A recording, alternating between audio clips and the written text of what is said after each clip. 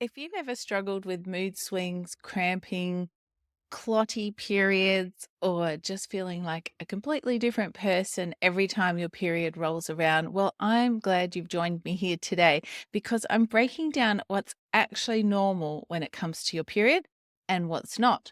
So make sure you stay tuned with me right through the episode because we're going to cover what a healthy cycle actually looks like, why things feel more intense in your 40s, and what you can do to feel more in control of your period, have what I am going to tell you is a normal period starting from this month. I want to tell you about a client of mine. She came to me having lived with painful periods for nearly 3 decades, nearly 30 years. Gosh, bloating, pain, clots, mood swings. She had the works every month and her period was regular. So that's something, yay.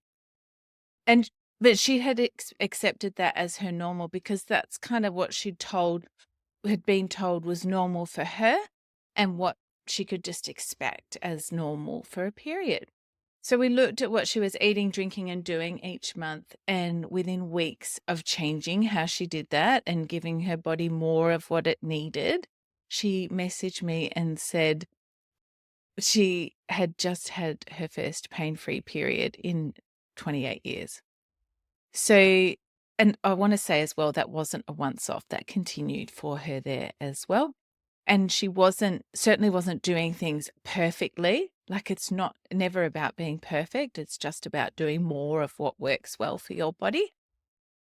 And yeah, that's the power of learning what your body actually needs. Also learning like what is possible, what can be normal or what is normal.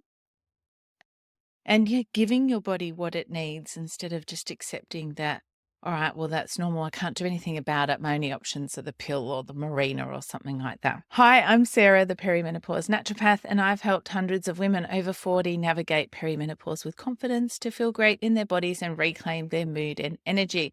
So if you're feeling like your changing hormones are hijacking your mood, energy, and weight, and you want to change that in a holistic way, then this is the place for you because each episode I share with you my views on what's happening in your body, why you're feeling the way that you are, and how you can change that with actionable advice to help you move from chaos to calm and feel more comfortable in your body.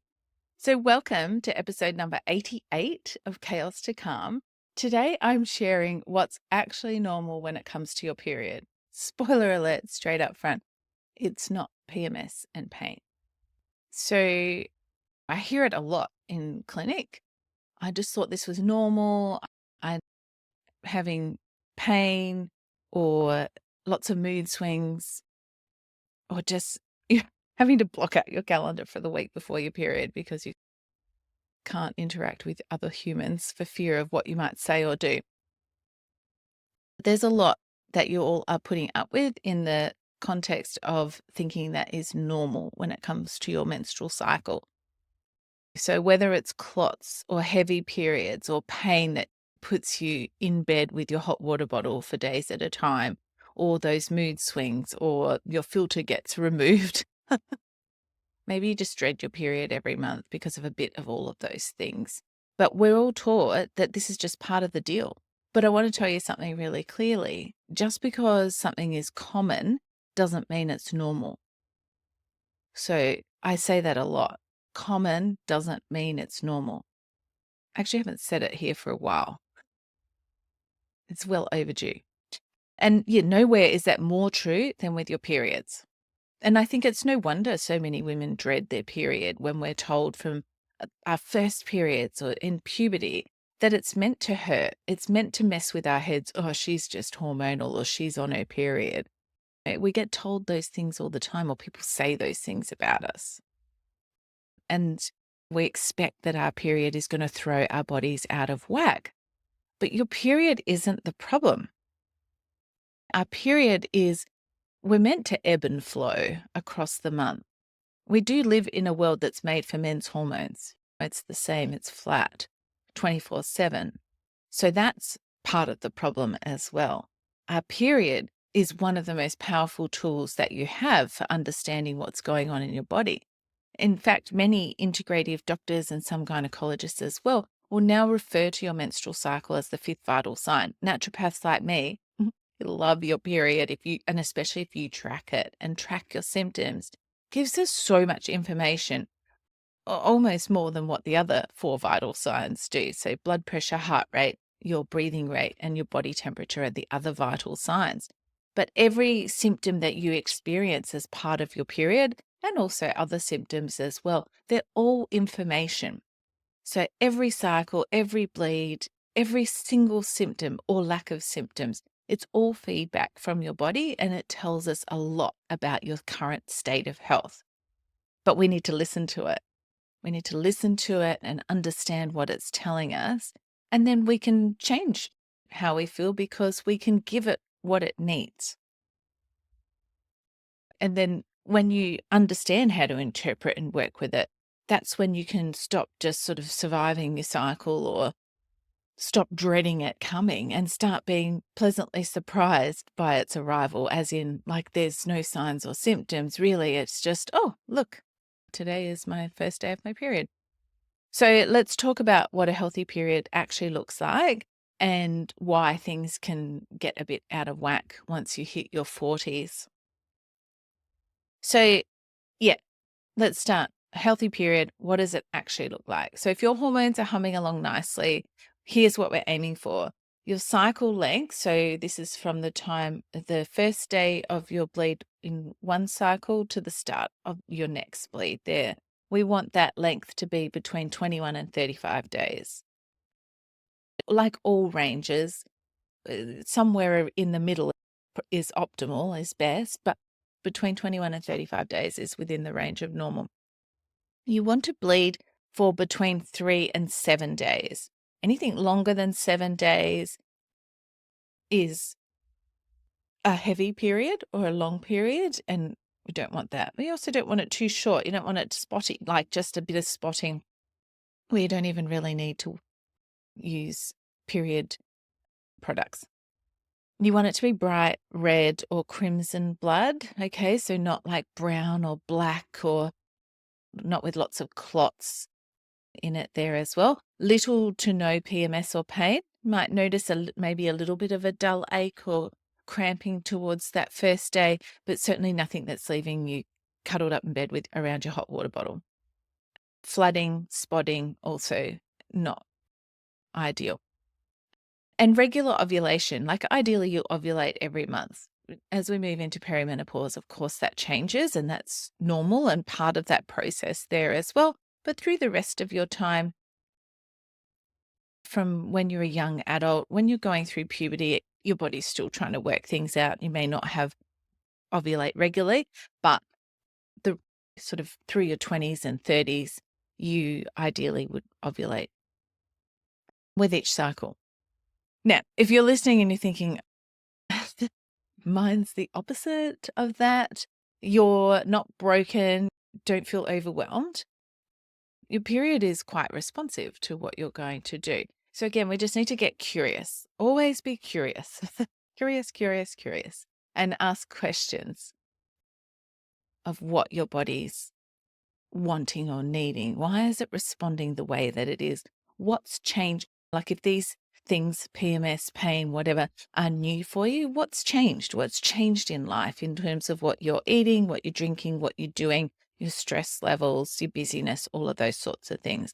Talked a bit about that last episode as well, and in other episodes too. Always being curious, the art of reflection and review.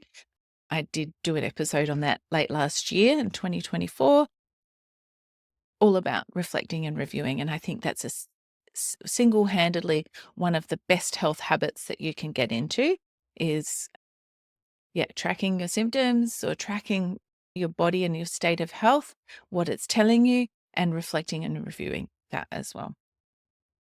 So let's have a chat about what might throw your period out of balance. This is just a high-level overview. Of course, what's going on for you will be different to someone else as well, because we're all unique beings with different genetic makeup and lifestyle and health history and all of those things.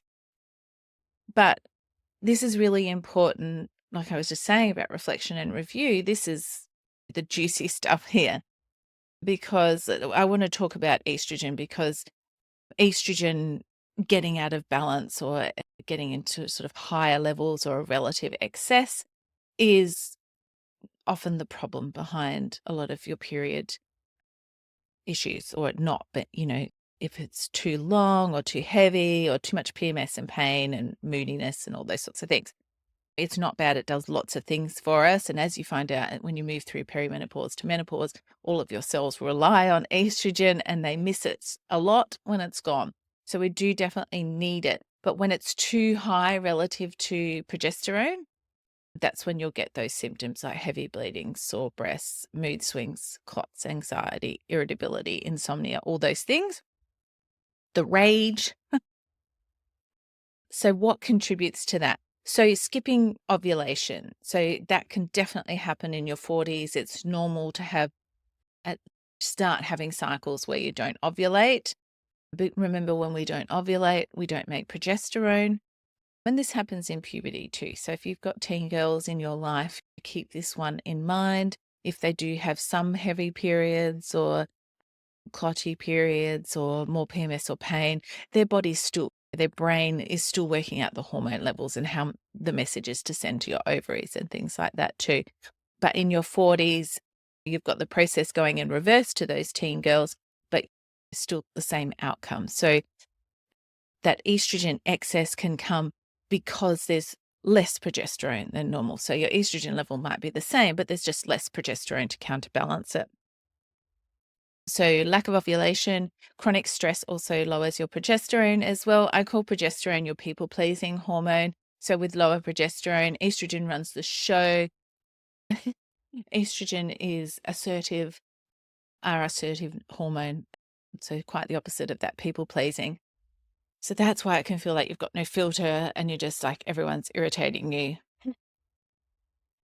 Like my sister messaging me, why is everyone on the train breathing so loudly today? Oh, maybe you filled with rage at the sound of your husband chewing a few days before your period. That's probably your estrogen and progesterone, a little bit out of whack there. Now, exposure to xenoestrogens from plastics, fragrances, personal care products. I have done a podcast episode on this, and so I will link to it in the show notes, but that will increase your estrogen. And your immune system as well. So in perimenopause, as our hormones change, we get stuck in a bit of a loop where that higher level of estrogen stimulates one of our immune compounds and neurotransmitters, histamine, which again is not bad in and of itself, but that raises histamine, which then triggers the release of more estrogen, more histamine, more estrogen. So you get stuck in a bit of a loop there. And with them egging each other on. So that can really push up your estrogen levels there. And finally, blood sugar. There, if you're living on coffee and toast or skipping meals, that messes with your insulin and cortisol, which messes with your sex hormones of estrogen and progesterone. It's all interconnected, and no one teaches us this stuff, so it's not your fault if you don't know about it or you're doing things that might be inadvertently contributing to that imbalance between estrogen and progesterone. So it's also not just about how much estrogen you have, it's how well your body is clearing it, balancing it, buffering it with that calming and protective progesterone, which reminds me that I forgot to mention one of the ways that estrogen gets out of whack is if your gut is inflamed, or maybe you've got slow digestion, or you're not detoxifying and eliminating or clearing that estrogen properly. So your liver packages estrogen up and sends it to your bowels for elimination. If it sits there for too long, and if your microbiome's out of balance as well, then that estrogen can be unpackaged and reabsorbed into your bloodstream, which is going to push the levels up there. Okay, so that's one of the main reasons that I see, in particular in perimenopause. Let's talk about how to support your body with some simple things that you can do, especially around your cycle, so that you can help balance it, help have what I suggest to you is more like a normal period. So during the time or around the time of your bleed, think about it as you want comfort. So you want to go for warm, comforting, iron-rich meals. So this is the time to eat those slow-cooked meats, broths, soup, stews if it's wintry. If it's summertime, you might still want to eat those slow cooked meats, but maybe you're eating them, you've pre-cooked them and eating them cold or something like that. Go with what feels right for you from that respect. But you're looking for warm foods that are easy to digest, easy for your body to get the most of. And we want to be able to replace the iron that's being lost during your period there. You want to also make sure you're eating magnesium and omega-3 rich foods to help with your cramping. So salmon with the skin on, leafy greens, flax seeds, cacao. So yeah, you could have some dark chocolate. Avoid the flavors so that try and keep the sugar down with that. Or you might have like the actual cacao powder and make yourself some lovely hot chocolate or something like that. Again, try and keep the sugar to a minimum. You want to try and avoid those more cold or raw foods your digestion has to work harder. Your body's doing a lot around your cycle, and we want to sort of reduce its workload and just keep it at calm there as well. Now, in the second half of your cycle, so sort of around ovulation and into your period, you want to look at, well, actually, you could even consider this for the rest of your cycle there as well. You can tweak and adjust it a bit more depending on whether it's the first half or the second half. The first half, you're kind of generally feeling sort of more, and especially around ovulation, more outgoing, more like socializing, more like starting new projects, like creativity. If you're an athlete, your performance is highest towards the end of your bleed and in that first half of your cycle. And then the second half is more about sort of finishing things up and finishing up your projects, winding things down. In that week before your period's due, you might sort of have less socializing time, and you might feel like going out less and sort of be withdrawing and going within. So first half is outgoing, the second half is more ingoing. And you can definitely work your schedule, your socializing schedule, your work schedule around your cycle. This is where we really dig into the power of our cycle and ourselves as well. When we're not just trying to push with exercise and our workload and keeping it at a high level the whole month round. If you're working in that first month might be when you're doing more socially, work-wise, giving yourself more creative time to think of new projects and things. And the second half might be more about the doing and the getting of things done and less outgoing, less socializing there as well. So generally, eating to support your cycle, I talk about it all the time. Like I've done podcast episodes on the perimenopause diet. And one thing they have in common is eating a good amount of protein, your fats, your phytoestrogens, and your fiber there as well. So the fiber from your vegetables, your fruit, slow carbohydrates like starchy vegetables, whole meal grains, brown rice or wild rice or other grains, whatever takes your fancy there as well. So you can really boost that fiber. That's going to help with that healthy elimination from your bowels of that excess estrogen and also give your body all that it needs, the building blocks, particularly iron. That's going to most impact your period in terms of heaviness and clots and headaches and migraines at the end of your bleed. Speak about your iron levels there as well. So that's another thing that can really impact your cycle and how it feels is your nutrient levels. So it's well worth having your iron studies checked at least annually. But if you've got a history of low iron or low B12 and B9, then you really want to perhaps do that more regularly, especially if your period starts getting heavy. That's actually really important. Can't believe I forgot to put that in my tips. In my tip section, but I'm glad I remembered it now. So there's a few things like that relate to your estrogen levels, your nutrient levels, and there may be other things going on for you individually, but also knowing that your insulin resistance can impact your estrogen levels as well. It's it's not just ever about a couple of hormones on their own. They're all interconnected and influence each other there as well. So, what I was saying, through your cycle, eating your balanced meals with your protein, fats, phytoestrogens, and your fiber. Take it easy with the alcohol, sugar, caffeine. I know I say that a lot, but they just don't really do your hormones any favors. And even though you might feel like you need them sometimes for the energy boost, they're actually part of the problem and the reason that you're feeling that way. A couple of episodes ago, I did one on caffeine and how the timing or the placement of it matters as well. So make sure you go and have a listen to that too. And like I was saying, be kind to yourself and think about your cycle when you're scheduling your activities, your projects, your workload, all of those things.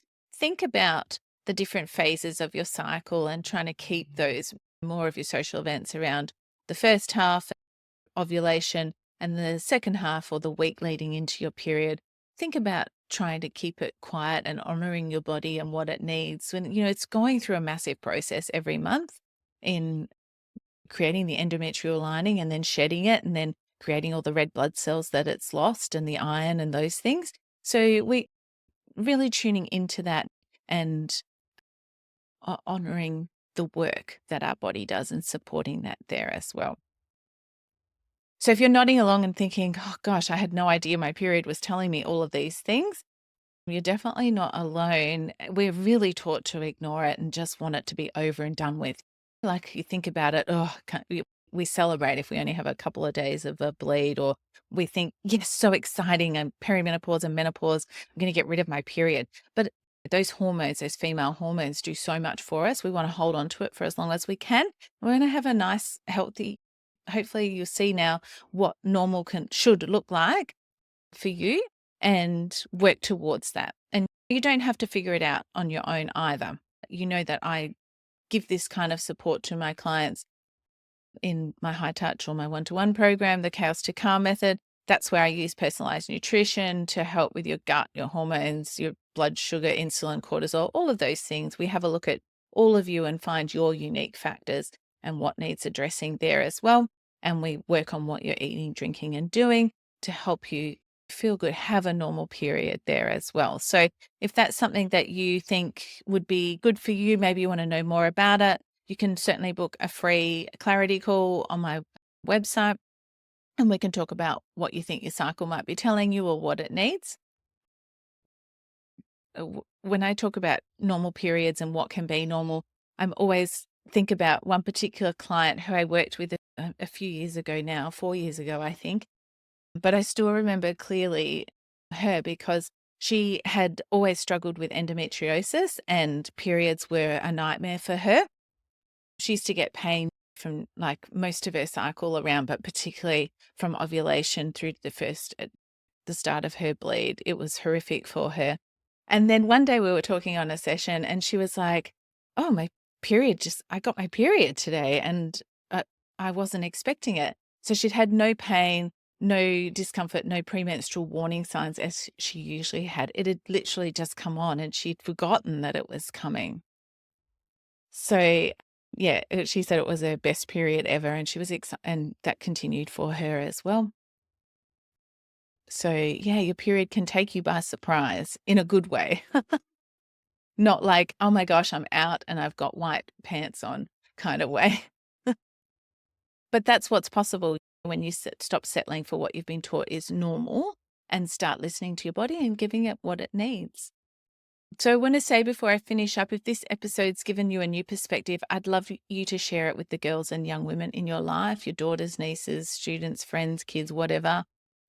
Let's help them grow up knowing that cramps and chaos and heavy periods and PMS and that aren't just something to put up with, that there is a different normal that they can expect. I really want to help break that cycle. And we can do that at one conversation at a time. So thank you, friend, for tuning in to today's episode on what's actually normal when it comes to your period. If you found this helpful, please make sure to follow the podcast so you don't miss future episodes and tips. And while you're there, please rate the podcast, leave a review, or let me know what you'd love to hear more about. All of those things help more women be shown the podcast and have the opportunity to transform their perimenopause from chaos to calm. So, once again, thank you for listening and sharing your time with me today. Until next time, keep transforming your perimenopause from chaos to calm.